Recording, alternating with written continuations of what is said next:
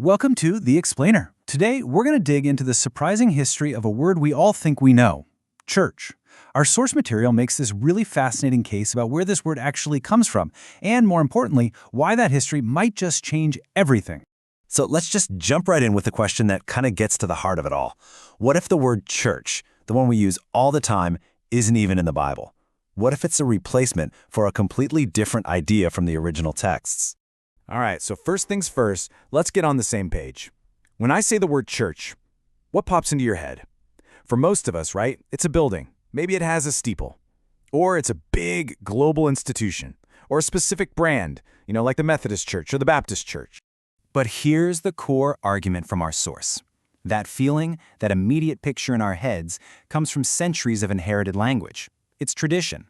And that tradition, the argument goes, creates this huge gap between us and what the biblical texts were actually talking about.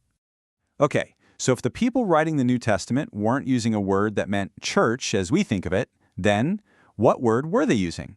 Well, it turns out they used one particular word over 100 times in the original Greek. And that word is ekklesia. Now, according to our source, the meaning is incredibly straightforward. And get this, it wasn't even an exclusively religious word. It just means an actual, physical assembly, a gathering of people who are all together in one place for a reason. And the Bible itself shows us this perfectly. In the book of Acts, there's this scene with a chaotic, pagan mob that gets worked up into a frenzy. And the word used to describe them? Ekklesia. Then, when the city clerk comes out and tells everyone to go home, the text says the ekklesia was dismissed. Poof! It only existed when they were gathered. The second they dispersed, it was gone. This leads to a really simple but kind of radical conclusion. The physical gathering isn't just something the ekklesia does. The gathering is the ekklesia. Without people physically together, that biblical thing, well, it just doesn't exist. So if the Bible's main word is ekklesia, an assembly, that begs the question, where in the world did we get our English word church? As it turns out, the linguistic trail leads us to a completely different Greek word. Yep, the word church actually traces its roots back to the Greek adjective kyriakos. Now, this word has nothing to do with a gathering. It's a word of ownership. It just means something belongs to the Lord. And this is where it gets crystal clear. In the entire New Testament, kyriakos only shows up twice.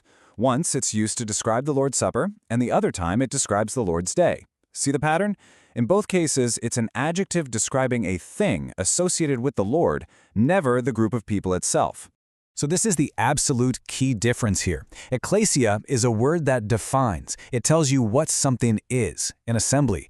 Kyriakos is a word that describes. It tells you who something belongs to. Our source is clear. The Bible never mixes these two up. Now I know what you might be thinking. This feels like we're getting into some pretty nerdy academic weeds, right? A linguistic detail. But the argument is that this shift from ekklesia to church completely changes how we think about something really important, authority. And yeah, it's a totally fair question. Are we just splitting hairs here? Is this just semantics?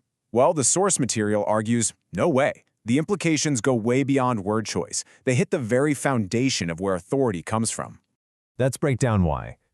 The core argument is this. Biblical authority, we're talking the power to make decisions, handle discipline, choose leaders, all of that is given directly to the ekklesia, the gathered assembly. A word that just means belonging to the Lord doesn't automatically carry that same kind of hands-on, functional authority. This table lays it all out pretty clearly, doesn't it? You can see right here that our English word church has become this weird hybrid. It's taken on an institutional meaning, it assumes authority, and it very often just ignores that biblical requirement of a physical gathering that's so central to ekklesia. And this debate isn't just some modern academic exercise. It was, at one point, literally a matter of life and death. And that brings us to the story of a Bible translator from the 16th century named William Tyndale. So, Tyndale is translating the New Testament into English, and he gets to the word ekklesia. He has a choice. Instead of using the traditional word church, he picks congregation, a word that, just like ekklesia, is all about a gathered group of people. Now that seems like a small choice, but it was a direct challenge to the power of the institutional church of his time. And for that decision, for choosing to put the Bible's definition above the established tradition, he paid the ultimate price. His execution in 1536 just goes to show how much power has always been wrapped up in this one little word. So this brings us to the final and maybe most important takeaway. This isn't just a history lesson. It's about how the language we use right now, today, actually shapes our reality. You know, the words we use are not empty boxes. They come loaded with centuries of meaning, of baggage, of assumptions. And our source argues that a traditional word like church can actually make us read our modern institutional ideas back into a text that was just talking about a local group of people getting together. Which brings us full circle, right back to that simple but really demanding conclusion from the source material. According to the language of the New Testament itself, the physical assembly is what defines the ekklesia. It's either a present reality or it's just not there at all.